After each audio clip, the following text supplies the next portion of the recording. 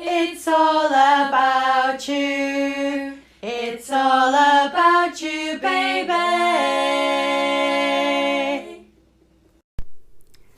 So here I am with Jen, and welcome to It's All About You, the podcast. Thank you for having me. Oh, it's a pleasure. So it's worth just mentioning how Jen and I met, which was through the Maggie's Cancer Centres. I was at the Churchill in Oxford for radiotherapy, and they were super supportive. There's a nice building there. They're architecturally brilliant, aren't they? It's a tree house, I think. It's gorgeous, isn't it? Yeah. And so they've been super supportive in there. And one of the things that was on the agenda was a nutrition talk by yourself. Indeed. Yeah. So I turned up, if I'm being honest, with not massive expectations, because I'd seen a nutritionist before I started chemotherapy, and felt that it fell so far short. I felt so unsupported. Okay. It was incredible, but I knew that I needed to revisit that in some way to do better things for myself, to take care of myself, as we all do, trauma, life experience or not. We need to look after ourselves. Absolutely. So I turned up to the Maggie Centre, and in you walk, all lovely and gorgeous, and set off with this talk. And I just simply remember asking you questions that you had more than enough answer for. You know, there was so many things came, your passion and your care, and you took time with me to help me understand all the changes that were going on with me, that I ended up in tears, if you remember. I do. And I was really touched by that, and absolutely blown away by the fact you really know your stuff. Thank you. So yeah, how did you get into working at Maggie's? So it's back with Mum, really. She, growing up, Mum was fine for many years of our life, and then when I was at secondary school, they thought her kidneys had started to fail, and to cut a very long story short, they realised it was actually to do with her immune system starting to attack the organs of her body. She wasn't given a great life expectancy, but somehow managed to fight through, and then decided she wanted to really understand what was going on with her body and to really try and help herself. So when she was 50, she retrained and did a degree in nutritional therapy, and is still with us today, doing really well. Fantastic. But she then tried to use all of the knowledge that she'd learnt to really try and help support other people who were going through chronic health, and started to work at the Maggie's Cancer Centre. So I rebelled for a few years, not wanting to get into nutrition. As you do. Yeah, absolutely. But then really started to see what a major impact she had on herself and on other people as well. So then decided to follow my first footsteps and retrained as a nutritional therapist, and then took over the work at Maggie's, as well as running my private practice, supporting people with any form of ill health, or people who just really want to get energy and vitality and, you know, really boost their bodies back. And so that's how I've got there. Yeah, and what a good job you do. Well, thank you. For me, and most of the people that were in the room that day, it was the delivery of it was really easy to consume.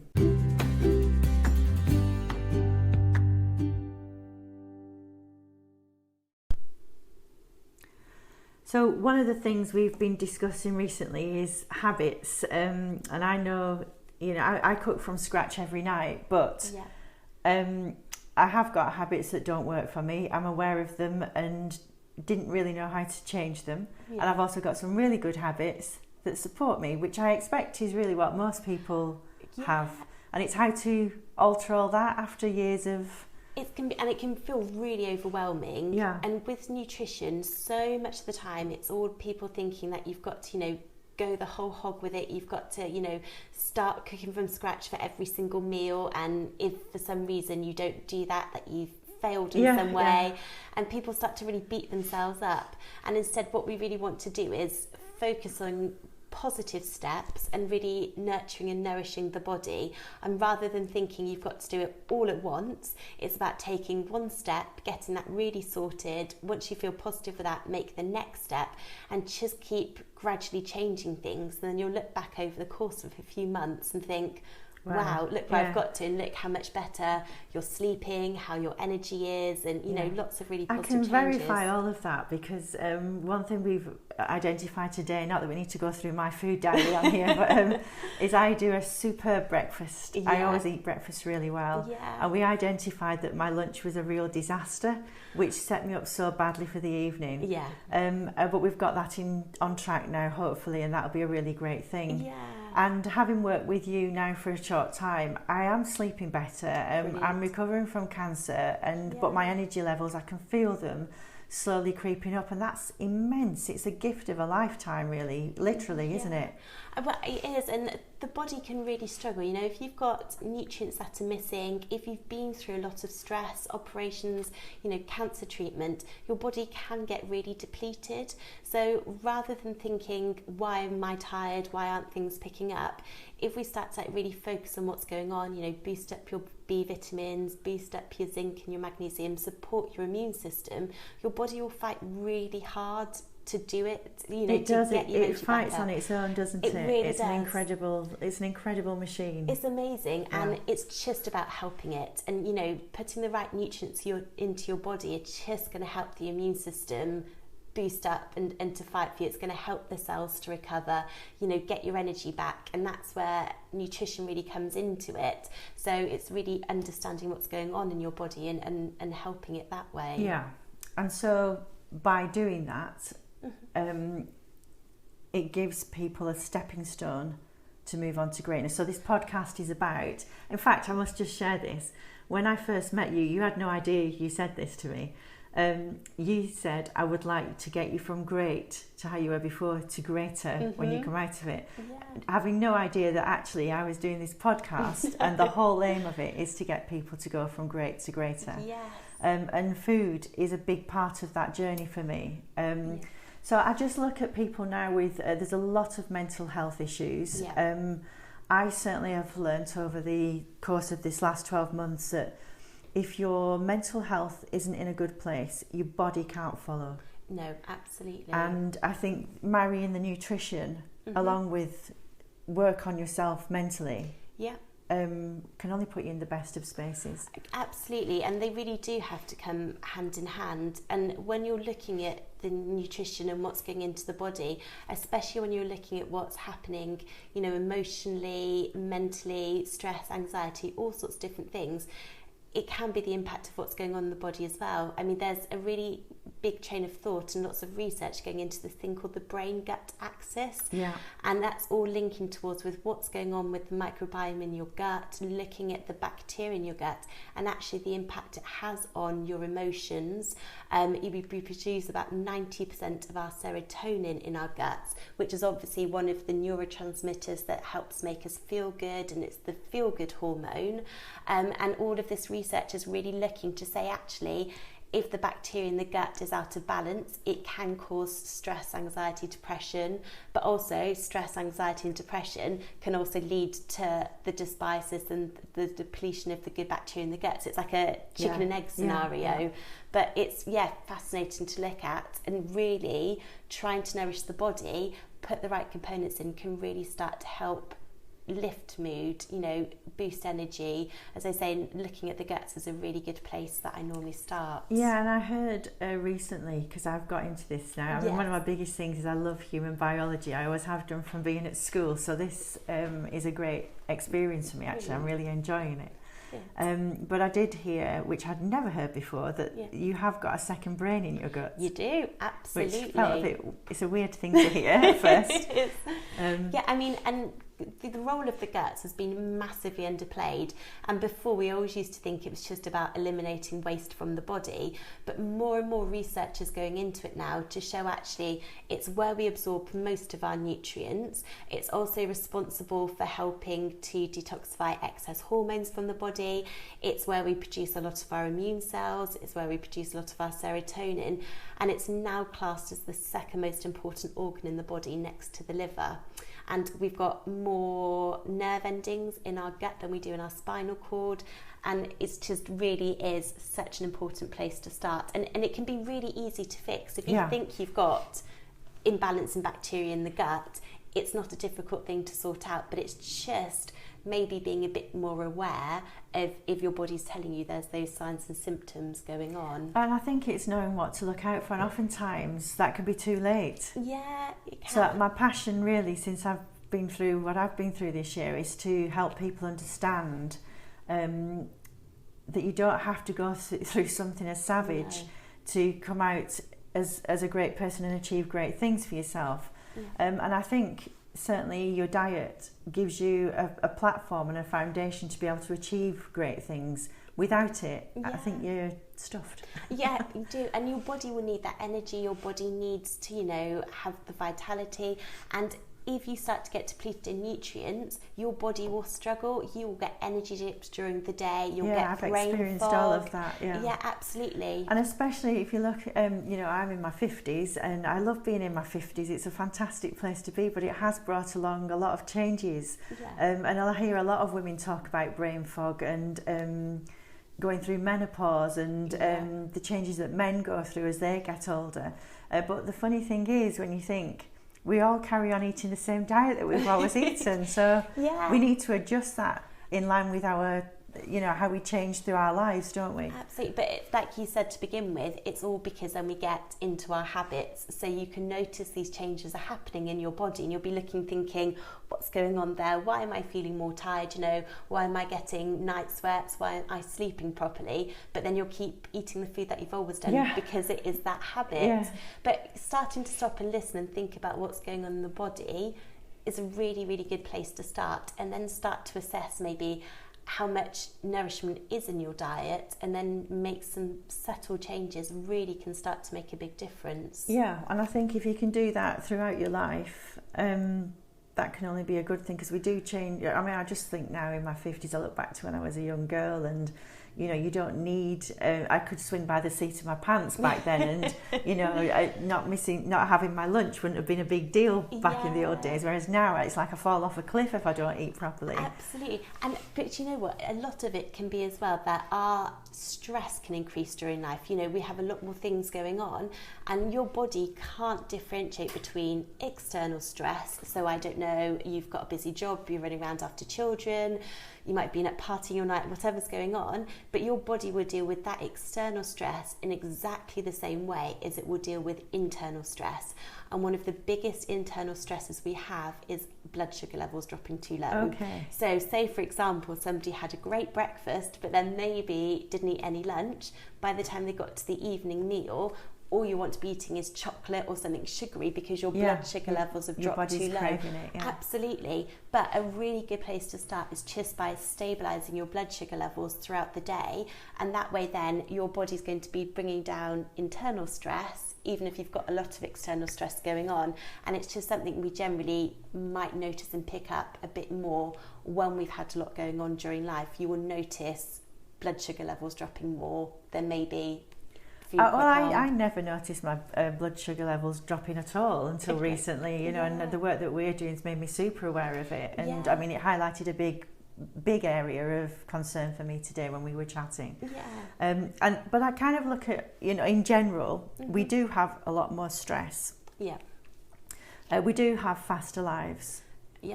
And I wonder what you could give us a quick tip. Really, I'm putting you on the spot here now. For people that have got fast, stressful lives, aside from the fact that sometimes it's great, you need to slow down, you don't need to be on the run all the time.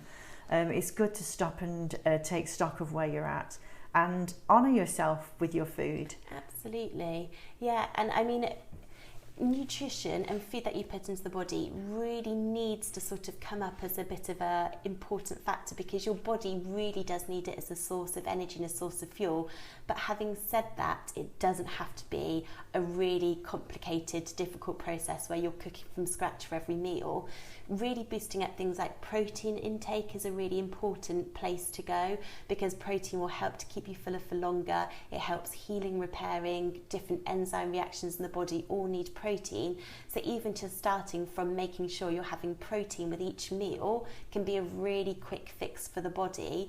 And then, boosting up the immune system. So eating more fruits and vegetables, but making sure you've got a big variety of colour with what you're eating.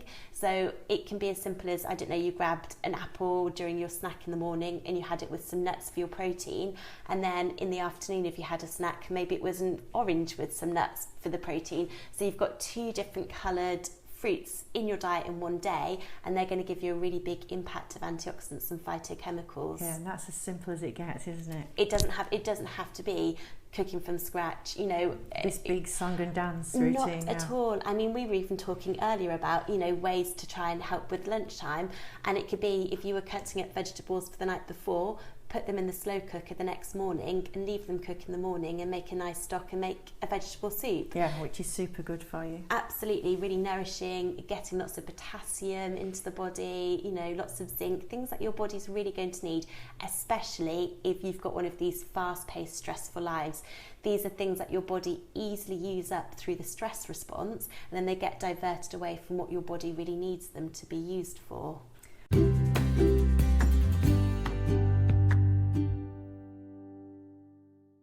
You have various clients through your private practice, and I just wonder, it must be a really great thing for you to see people going from great to great, as you first said to me. You've even said today that I look different to how I was the first time absolutely. I came to you. I've been through quite a battering, and lots of your clients have been through a battering. You know, there's a lot of people with a lot of things out there. Absolutely. And that must be a really rewarding part of your work. It's amazing. I love it, and it's the reason I do it is to, you know, help people and to get people to see changes, and also to really realise their health potential.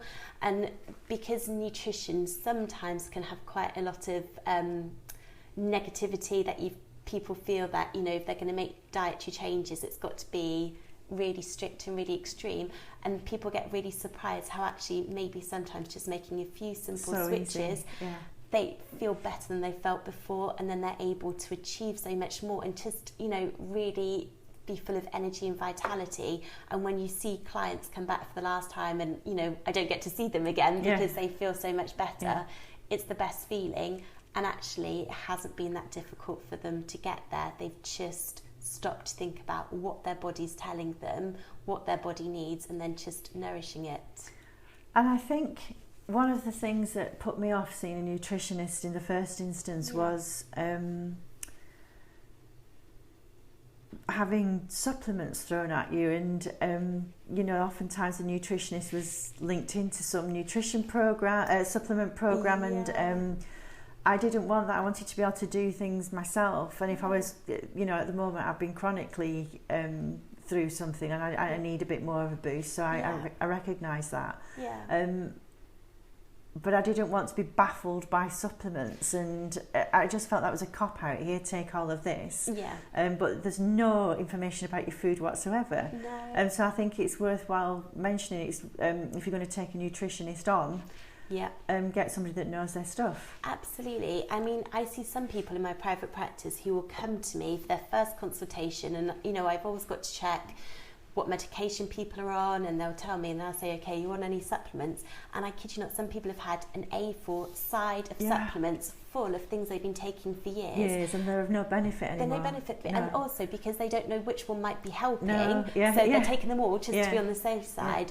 And with nutrition, really try and get the nourishment through the food you're eating, and it is possible to do. If your body's showing signs that it might be really depleted, say for example you've had a huge amount of stress, your energy levels are really low, you can do a little course like a 1 or 2 month booster of things like B vitamins, because B vitamins are used in the body for energy production. So if your body's really struggling, you could do a very short course of just to boost your body to get, you know, the levels back up.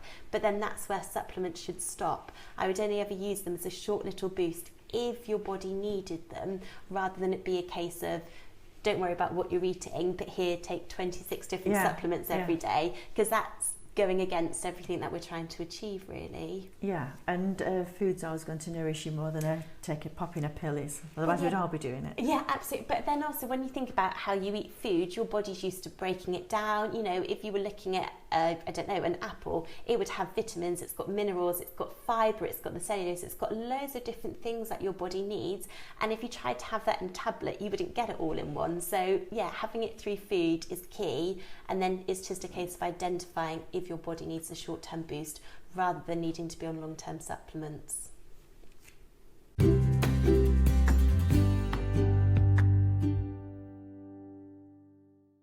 So Jen, I know you run a private practice, and it's fantastic to see the results that you get, and I'm certainly benefiting from that myself, which has been an amazing thing. But I know that you're putting events out there now as well. Yes, I am. Which I'm hoping to be a part of. Yes. And that's the terrific thing. Now, you're terrified of going out there in front of people. It's not your natural domain. Absolutely, not at all. But you've got so much information to give. You know, I think you could be up there for a good week or two and non-stop talking to let people know all the information you know. Yeah. What's driven you to be so scared, but be prepared to go out there and do that? Where does that come from? I just really believe in nutrition, and I really think at the moment there's so much conflicting information out there, and people can feel so overwhelmed, and so much of the books you read and the information is all about cut this out, cut that out, don't eat this, and people take it in quite a negative way. And I really want to try and turn things around. So rather than people thinking that, you know, eating is going on a diet of some sort and cutting food groups out, actually it's about nourishing the body, and it's about having fun with food, really enjoying and eating really nourishing, tasty meals that you've enjoyed to make, that you enjoy to eat. And because I can really see the start and end of when people start to take this approach, I'm absolutely willing to put myself out there because I know what a difference it can make. You're willing to stand on that stage and shake it. Well, almost. But I hear what you're saying there is you're simplifying things for people. You know, you mentioned the word nutritionist, and you think you're going to be bamboozled by science and goodness knows what, but it hasn't been that experience for me. Dare I say, I'm actually enjoying it, and I'm certainly enjoying the results that I'm producing. And it's so important. I mean, there's some people that, you know, you can go really extreme, and, you know, people thinking that they're going to have to do, you know, certain types of juicing and liver cleanses and all sorts of things, and then other people are thinking they're going to have to weigh the food every time, and actually all of that becomes really stressful and probably isn't realistic to do every single day. And I want to strip all of that away and just go back to the fundamentals of getting your body what it needs, and then you seeing that impact. And obviously that differs for different people. If you've got a chronic condition or a form of ill health, then your body is going to be needing to be nourished and supported in a different way. But it's still totally possible to do. But again, it's going to understand what that underlying cause is. So if you've got some form of inflammation, if you've got, you know, your immune system's impaired, it's really about using nourishment to help resolve the underlying imbalance, as well as dealing with the symptoms that somebody might be presenting. Yeah, and I think what's been lovely working with you is that you're not frightened to take that on. No. You know, you were super respectful of my situation, and there were a lot of different cases in Maggie's that day that we were there. But you were never floundering around for an answer, and I think your attitude to it certainly pulled me into a different space. Good. And I think if you're able to achieve that, it's a wonderful thing. Yeah, and I want people to feel positive around food. I don't want people to be scared about what they're eating, or, you know, worried that if they're putting something into their body, it might be doing damage. You know, it's all about actually turning it on its head and really thinking, I'm eating this because I know I'm getting this goodness in, and I know it's going to be supporting my guts or my liver or whatever it is that we really want to try and boost up. Yeah. And I'm pleased you found it positive. Yeah, well, I came in here with fessing up my awful day that I had, where I could have hung myself by the end of it, because I seemed to have just eaten chocolate for the whole day. By the way, I don't even like chocolate. It was one of those days. It was a peculiar thing, but you were just cool about it and said, you know, you're human, Deborah. And I thought, I didn't feel it after I'd finished. I felt so dreadful about myself.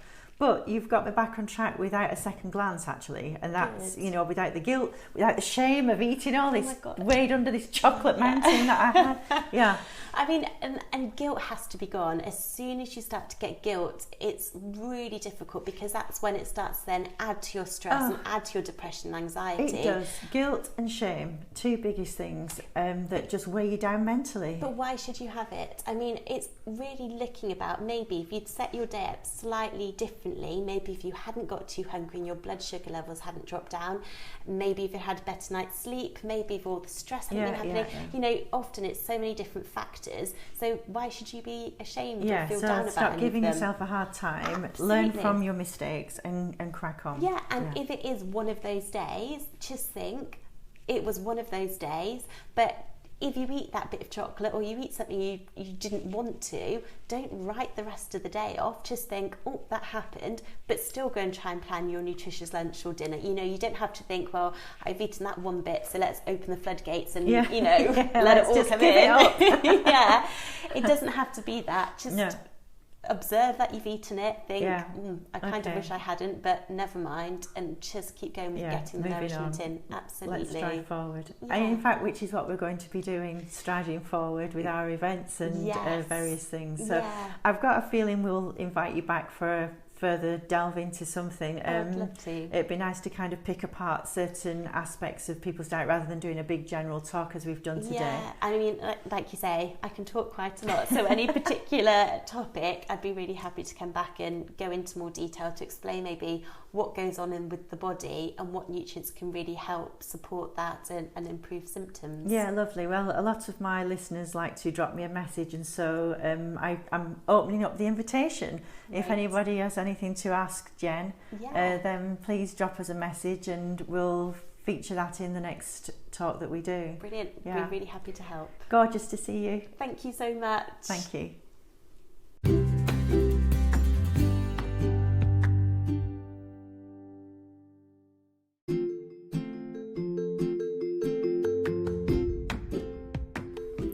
If you like this podcast, like it, comment on it, or share it. Thank you.